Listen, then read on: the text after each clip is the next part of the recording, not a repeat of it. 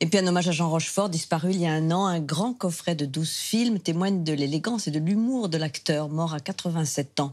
Celui qui fit partie de la fameuse bande du Conservatoire avec Belmondo, Marielle ou Riche avait un véritable pouvoir comique, spirituel et pince sans rire. Parmi ses 150 films, ceux d'Yves Robert ou de Philippe de Broca notamment ont fait de lui un acteur extrêmement populaire et drôle, comme nous l'explique Alexandra Roux.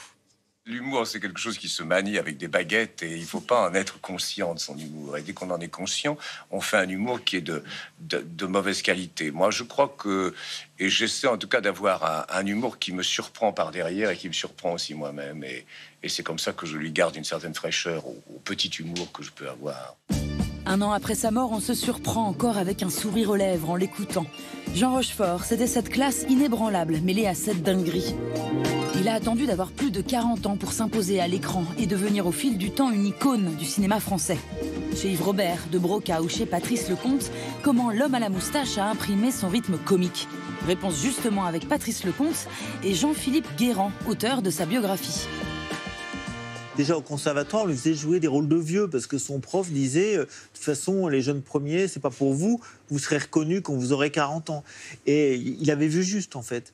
Et ce côté, cette espèce de folie, justement, cette espèce d'humour totalement décalé, c'est des gens comme Philippe de Broca ou Yves Robert qui ont été les premiers à le déceler. Dis-lui qu'il aille à Bruxelles avec ses valets, mais que moi, je reste chez moi avec ma femme et mes enfants.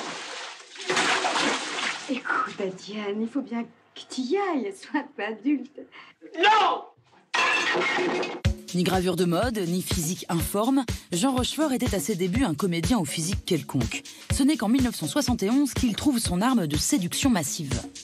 Rochefort, dans les films des années 60, il passe, il n'a pas de moustache, il est pas lui-même encore. Et la moustache, comme il le disait lui-même, donnait un équilibre à son visage.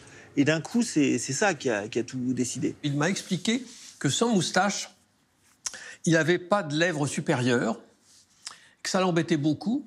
Et il me disait, sans moustache, j'ai la tête d'un traître de mélodrame. À part ça, quoi de sans sas? Plus à l'aise physiquement, Rochefort va déployer son talent comique. Yves Robert lui offre un premier rôle dans Le Grand Blond avec une chaussure noire et Patrice Lecomte le dirige dans son premier film, Les WC étaient fermés de l'intérieur. Il y a quelque chose d'assez anglo-saxon, je trouve, chez lui, dans son humour, dans sa manière d'être. Et c'est pas la moustache et l'allure, non, c'est pas ça, c'est cet équilibre tout à fait formidable qu'il y avait chez lui entre l'élégance et entre le raisonnable et le déraisonnable. En tout cas, ce manège, on sait plus ce qu'il veut bien le dire. Nous reviendrons faire un tour ici demain matin. Je pense à un truc, patron. Vous allez me dire ce que vous en pensez. Si on revenait carrément demain matin. C'est justement ce que j'allais te proposer. Alors l'idole absolue de Jean Rochefort, c'était Peter Sellers dans le rôle de l'inspecteur Clouseau. Et ce qu'a très très bien compris Yves Robert, c'est que le personnage de Toulouse, c'est un type un peu pince sans rire. Vous êtes rentré de vacances plus tôt que prévu, monsieur. Asseyez-vous.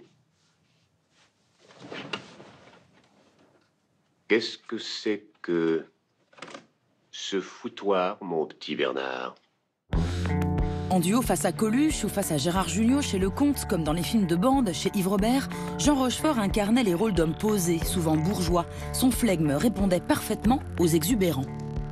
Alors la force de Rochefort, c'est effectivement d'amener un contrepoint décalé, mais sans pour autant être le clown blanc. Parce que les clowns blancs, ils sont souvent un petit peu ennuyeux.